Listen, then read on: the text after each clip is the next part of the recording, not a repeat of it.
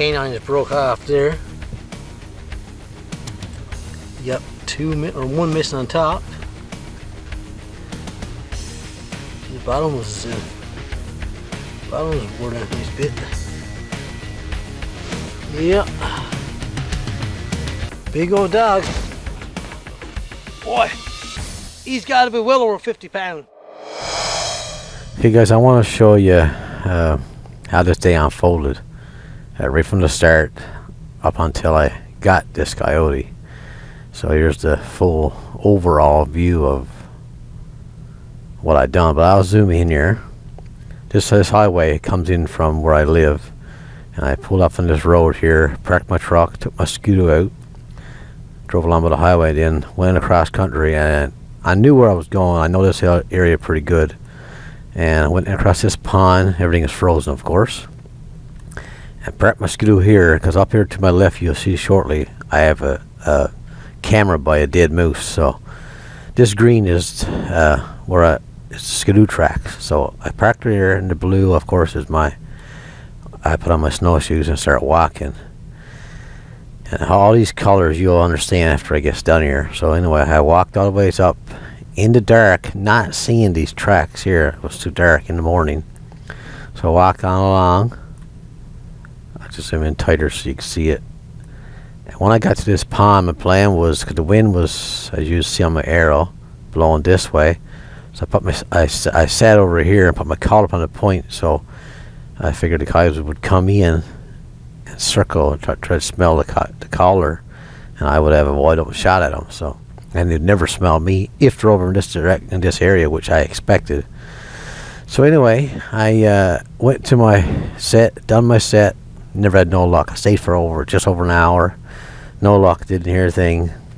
So I left and walked back. One of those blue was me walking back to my skidoo. And when I got here, I seen these tracks going across, coming from up in this hill, hidden this way. So that's just strange. I thought at first it might have been while I was up here sitting that he come down into this hill. So I didn't think it's very far away. So I decided to start following this track. And because I couldn't really tell if it was on top of my snowshoe track where I previously walked in, or it was under my track, because it was just so hard. There was no way to tell for sure. So anyway, I started tracking it, and I'll zoom back a bit. And he went down across here, not exactly, but roughly, you know.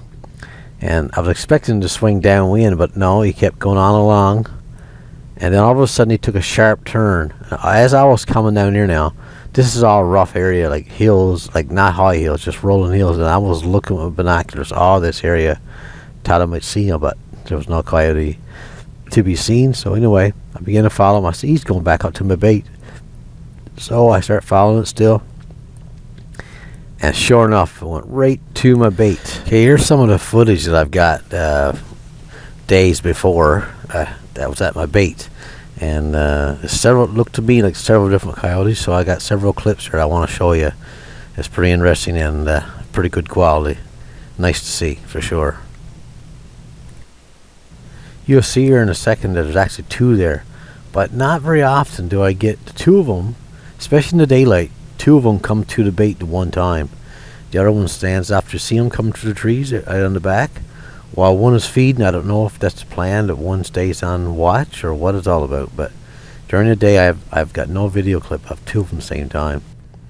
And then this beauty, I said, this is a different day, of course. This gotta be a different coyote. And again, I didn't know it could have been more than one there, but he come in pretty cautious. And it's funny, you know, I mean, you can smell all the coyote tracks around you, so you think he would be, you know, feel safe.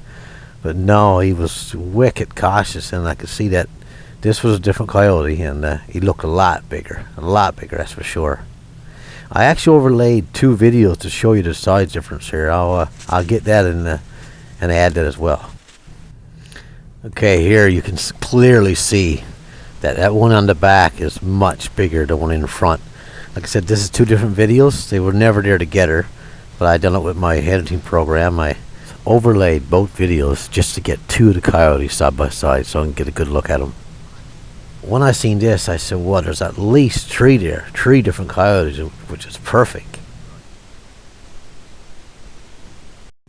So I checked my camera, and he was there at 5 in the morning, and I got in here at 7 in the morning. So that's 2 hours ago he was there. So I thought it was strange that I never got any response. So I said, well, maybe they're on to me and they won't respond. So I still took my time and tried to. I see there's a lot of tracks here now, all going every way in this world. I couldn't figure out where to go, but I just made a little bit of a circle, and I found a fresh track heading this way. So I followed up here, and when I got here, I could look down across this pond. This is all open water here, and I could see where they crossed the pond right here, just a small pond, and gone over and in this green woods. And I've heard them and seen them in this area before, and it seems like they puts up here. So I said, well, if they puts up there, the wind is pretty good. I sit up here, put my collar over there, and I said, well, most likely if he comes back, he'll come back the same track and cross the same place, and to get downwind of the collar, and I should have a good chance at him.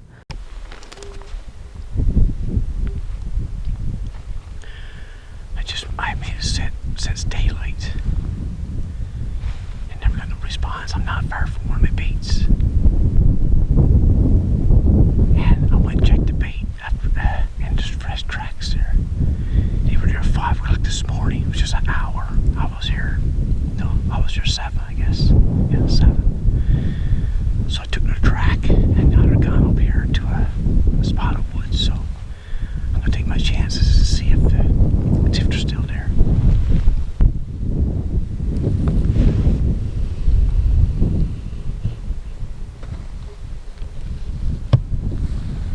I'm just gonna turn on rapid distress to see what happens.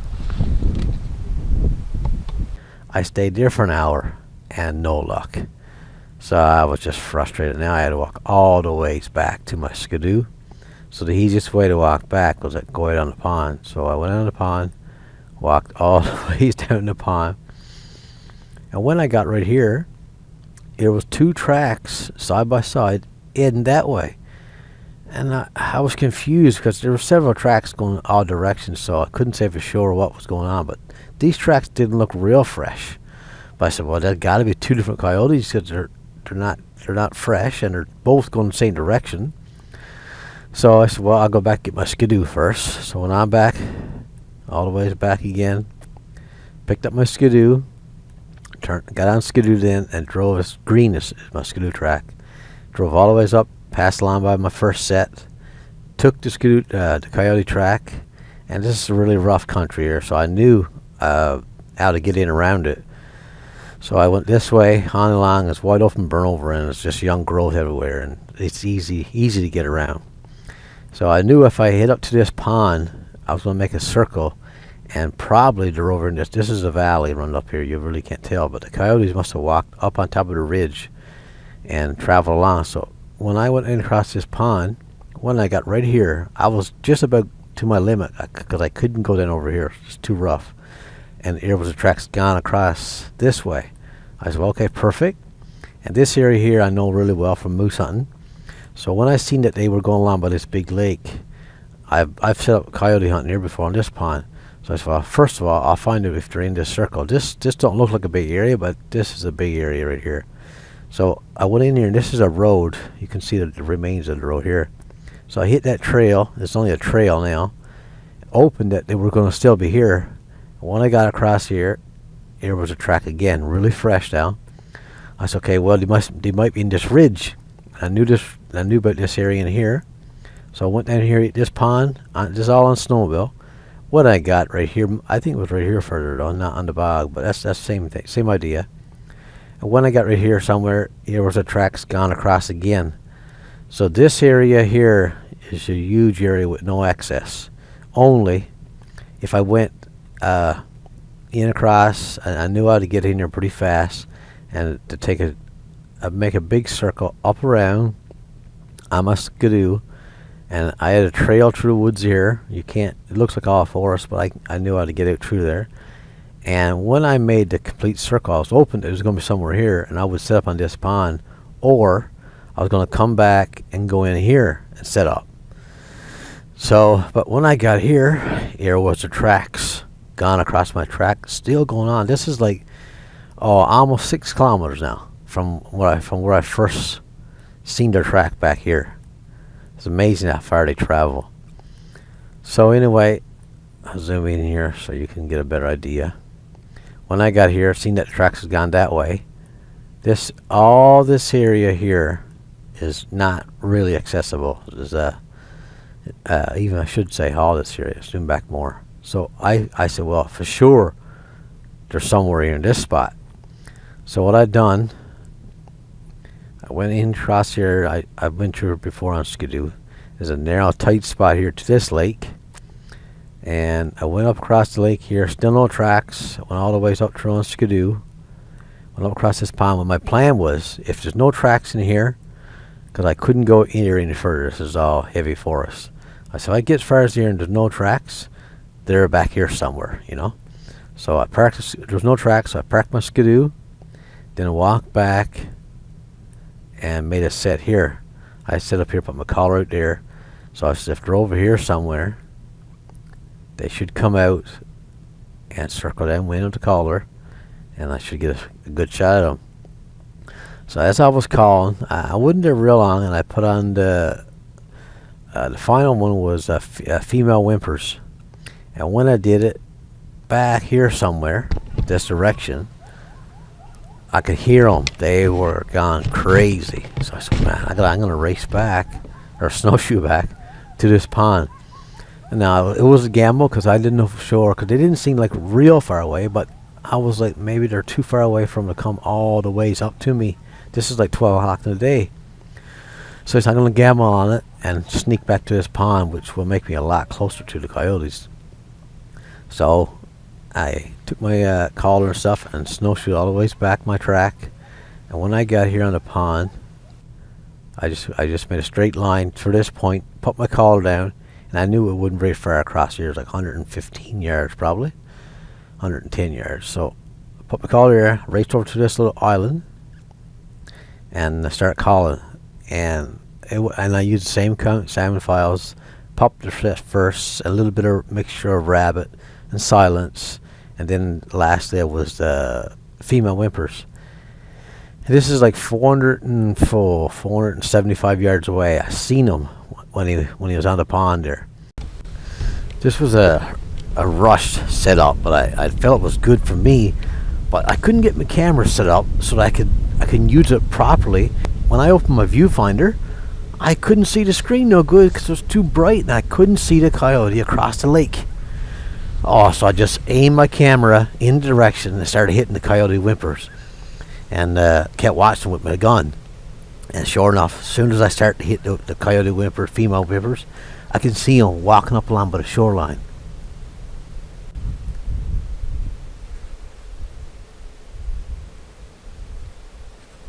I've always said less is best when it comes to calling, so lucky with it on the pond, I can see him every time he would stop, and I could see his reaction, so I wouldn't call only when he stopped. When he stopped, I used to hit the whimper just a little bit and get him come a little bit further,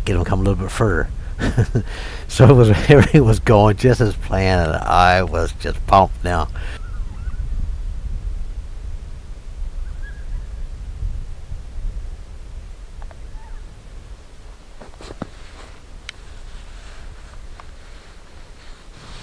He wasn't in a real big hurry, but as long as he was coming toward me, I was okay. But I was struggling. There's no way. I tried over and over to see if I can see the coyote in my viewfinder, and no way. I couldn't see it. So I was just hoping that my camera was pointing the right direction.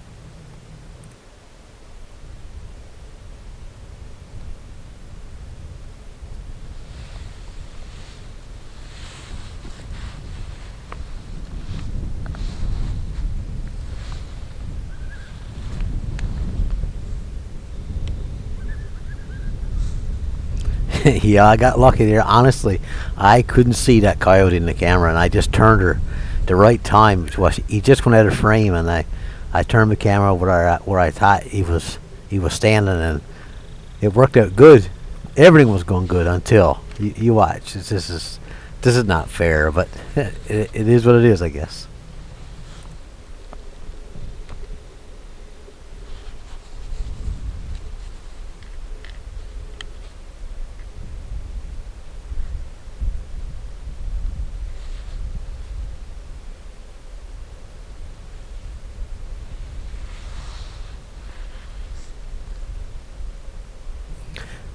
When I seen that he turned a little bit more, I said, well, he must be really trying to get downwind, way downwind, before he approaches. So, which is fine. He's coming straight across toward me, kind of to my right still a little bit, but it'll still be good if he keeps coming the way he's coming.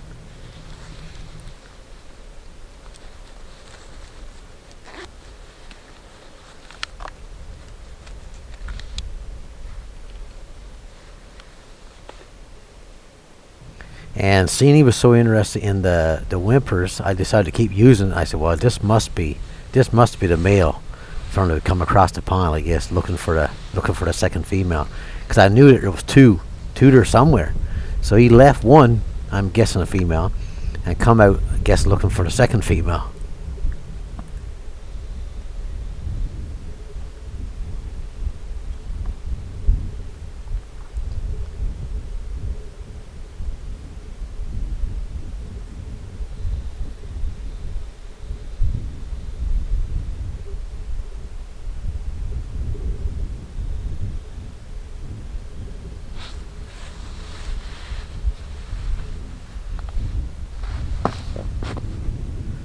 For anyone that has been coyote hunting, to watch this happen, if you put yourself in this situation, seeing coming across the pond, man, you're just like, come on, keep coming, don't stop now.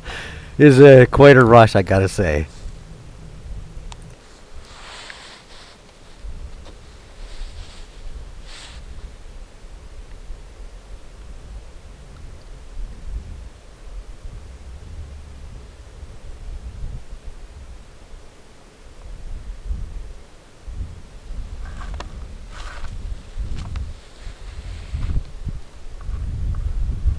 Right at this point, I knew he was in shot, and I didn't want to move any more than I had to, because he got almost clearly. I mean, I was in the wide open, basically behind one rock. But I said, if I start moving this camera too much, I said, and he sees me, I'll kick myself for sure. And I just said it. I said, I'm not turning the camera no more. I just hope for the best.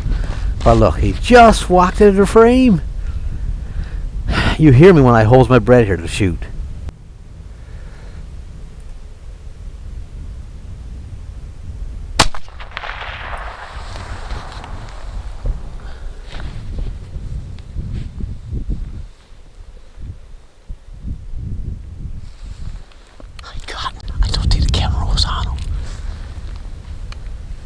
So right away, I turned on puppet stress and opened that this second coyote, because I knew there was two coyotes, he would come out racing to come help or whatever. That seems like that happens when you turn on puppet stress after you shoot the first time. Anyway, when I went to turn it on, my collar, I lost connection with my collar, and I couldn't understand why. But I think I found out later that where I had my collar set right on the ice, the signal just wasn't working. But that's another story. So anyway, I had no choice. I'll never get the second coyote to come out if I don't turn on some kind of a sound file. Not very likely. So I had to walk way back. So I knew this was a big risk. There's a good chance that the second coyote was there, not far behind the first one, probably watching, and I couldn't see him, you know. And as I walked over, I kind of think that he heard me or seen me. So I got there and getting ready to use puppet stress, and this thing out here began to move just a little bit, and all of a sudden he started to bark and howl. I said, okay, perfect. That might work good. That might bring the second one out. So I said, I can't shoot you. And I could have shot him many times. And all of a sudden I seen him, he kind of got up on his two front legs and made a step, fell over again. I said, well, you ain't going nowhere. So I said, I can't shoot you because I'm still using it as a decoy, because he was still howling. So he began to slowly make his way toward the shore. But when he got roughly right here, so I said, I'm going to soon have to shoot him or something, because he's slowly getting closer to the shore. I said, well, he won't go far anyway. He'll just go in the trees there and stay there out of sight. And all of a sudden, as I was watching, looking for this one, he got up on his four legs and began to run for the shore. And I never had a chance to shoot. Oh boys, this is not good. I got greedy. I knew it was two there. The one I shot was at their dead on the pond for 5 minutes. And all of a sudden he started to howl. And I looked out and I could have shot him again, but I wanted to see if I could get that other one come out. And now I'm down. I got near coyote, so I gotta go over and see if I can find him. He's gone in the woods. It's crazy. I just left the pond. I'm gonna make a circle around. See if I can get in my circle. I'd rather drive down on the pond than hit it in the woods.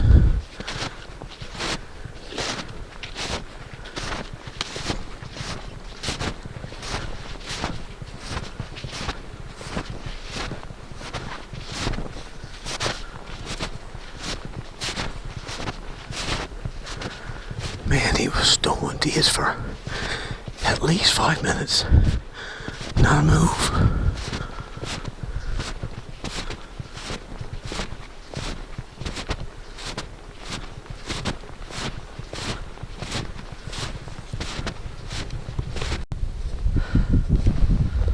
Oh boys, this is not good. Here's all the blood. I mean, like I said, he was here for 5 minutes at least. And look at the strip of blood in across there. I just made a circle and he's still gone on. I gotta go back and get my skidoo. I'm just too far from my skidoo, so beat back and get skidoo and come back again and see if I can find him. Sickening. So walked all the ways back to my snowmobile. Yes, it was a long day. No food, no lunch up to this point, and walked all the way back, grabbed my snowmobile, and then that's the green again is my second trip back. I come back on snowmobile and picked up all my stuff. My plan was to, because I knew, like I said, I knew this area really well, to make a circle here to see if he was still in this area. So I went all the ways down here and branched up to the right, went out through, there's an old trail here, and hit, this is a main trail, not very good trail, but it's a main trail for this area. It used to be a woods road one time. So when I hit here, I turned right and went in the road, or out the road, whatever you want to call it. And when I got here somewhere, here was his tracks gone across. I said, man, that thing is never going to stop. I'm going to be so lucky if I get some. So I wasn't sure what to do, so I said, I got to try and make a circle around this area, see if he's still here. So before I start walking, I turned around snowmobile and went back the road. And I knew about this big lake pond, and I went out through to see if I could get around him, see if he's in this area, because I wanted to kind of narrow down where he really was. So I went down across this pond, went all the ways up around here, and there was no tracks. I said, well, he got to be roughly. Still, this is a massive area, but at least I would have it narrowed down. So my plan was to go back and get cell service over this way, and call my brother to bring in backup, so that I could take his track, and I have two guys out here somewhere, so you could intercept him if you come out across. That's what my plan was, but my brother couldn't come in. So anyway, I come back on skidoo again. I said, well, I'm going to take his track if I can't get help to come in and help me. So I went all the ways up, back over again, parked the skidoo, and his tracks went in here. So I said, I'm going to make a little circle first. I won't go right on his track. So I walked into this open and just worked away roughly through this timber, and I started making my way back up, and there was no tracks. I said, that's crazy. There's no, and I even though I got the coyote track continued on, up to when I come along here the first time, there was no tracks. So I said, well, we got to be in here somewhere. So I went up around, hit the road again, walked in, and took his track, and slowly, very, very slowly, walked in on snowshoes. And I got, I think, roughly around here somewhere, and I heard there's a little hill here, like a little bank, but really thick trees. And I heard it when I But I thought it was snow falling on the trees, but there wasn't much snow on the trees anymore. So I guaranteed that was him. So I kind of hurried along with snowshoes. Sure enough, when I got to my old track, his track was gone across mine. Oh, I was just so tired and frustrated. I said, well, there's no way. So I took his track anyway. I followed it. Because I said, I'm going to go as far as the pond. That's it. Because I was just too tired. So when I got here, sure enough, this is a brook here. You can't see it real well, but it's a brook. He crossed the brook and was continuing on. So I didn't know now he was just right there. So I got as far as here. I said, I'll go back at my skidoo again. So I did blue. I walked back to my skidoo once more. I said, I'm going to head home. I can't keep following because I knew that this area where he was now gone, this was a huge area with a lot of heavy forest. So I said, the only way I'm going to get this is go home, come back in the morning with 4 or 5 guys and try to round them up that way. So anyway, I got on my skidoo and began to drive out the road, heading this is the way home.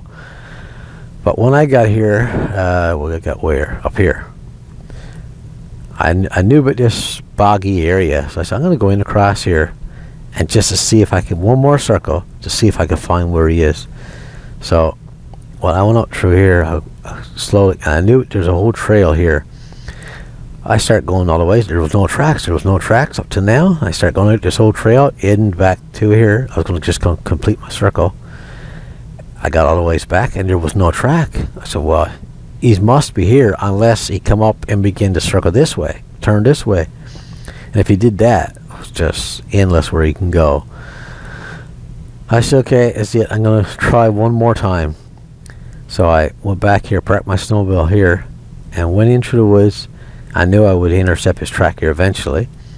As I walked there, I seen a pool, a nice big pool of blood right here. And I just stopped taking a break, and I looked up through the woods, and I seen the brown spot of his tail or his back. I said, gotta be a coyote. But first I wasn't sure if it was a dead tree, a bushy dead tree, or a coyote. So I made a couple steps just to my right. And when I looked, sure enough, here he was. And I shot him again, finally. Well, I thought this was going to be a sad story to bring home today. I can't believe I've tracked this thing. Oh my goodness, I'm gonna Google it and make sure to find out, but I can't believe I was walking through the trees. I looked ahead of me, I don't know. I could just see through the trees, not very good. I could see a spot of blood or two. And I seen the yellow, or the grey yellowish color. I said, that looks like fur. So sure enough, looked up with the scope and I could see in there.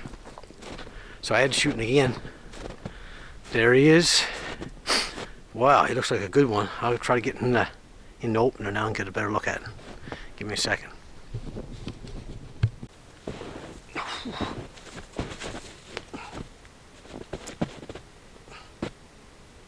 It's a big one, I guarantee it. So that was a long day, but it was pretty rewarding when I finally got him. So then he was 55 pounds, but I said, well, the shortest route is to drag him back down through the woods to this pond. I went down through here somewhere. I went back and got my skidoo, come back, picked him up.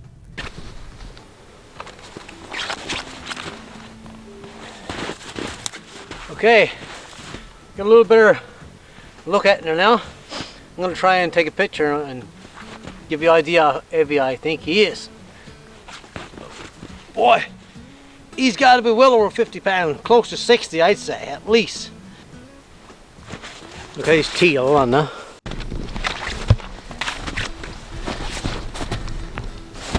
It's a dull day, it's hard to see. But these canines broke off there. Yep, one missing on top. The bottom was wore down a nice bit. Yep. Big old dog. I just wish I had my camera turned a little bit more when I shot him. Boy, I could have got it on video. That's how it goes, I guess, sometimes. Just don't work out. You know what? I gotta get home I mean, I don't need it today. It's terrible. But it's all worth it now. I was going home pretty disappointed. But finally I made one more circle on a pound, so. Perfect. So that's how my day went. It's a lot of planning, but I enjoy it. It's a great bit of fun, and it's even better when it finally works out.